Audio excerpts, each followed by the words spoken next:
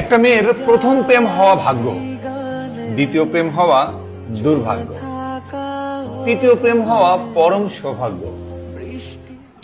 ঘাবড়ে যাবেন না, ঘাবড়ে যাবেন না, এটার ব্যাখ্যাও আছে, জাস্ট ওয়েট।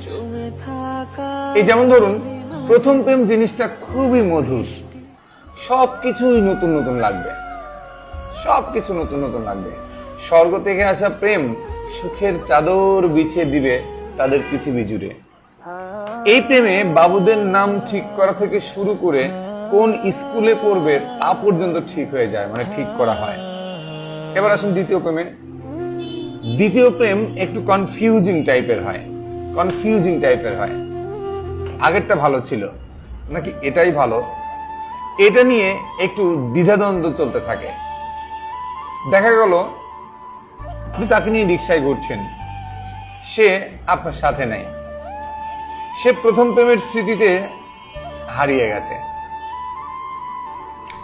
দ্বিতীয় প্রেম জিনিসটা প্রেম না, এটা আসলে কাউন্সিলিং।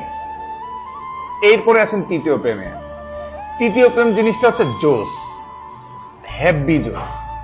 এখানে মেয়েটা দুনিয়ার অনেক কিছুই দেখে ফেলছে, সে জানে তার প্রথম আর দ্বিতীয় প্রেমে কি ভুল ত্রুটি ছিল। সে একজন অভিজ্ঞতা সম্পন্ন প্রেমিকা। এনি কাইন্ড অফ ফালতু সিচুয়েশন সে খুব সহজেই হ্যান্ডেল করতে পারবে। আপনি শুধু প্রাণ ভরে ভালোবাসা দিবেন, মেয়েটা আপনার জন্য তার দুনিয়া ছেড়ে দেবে।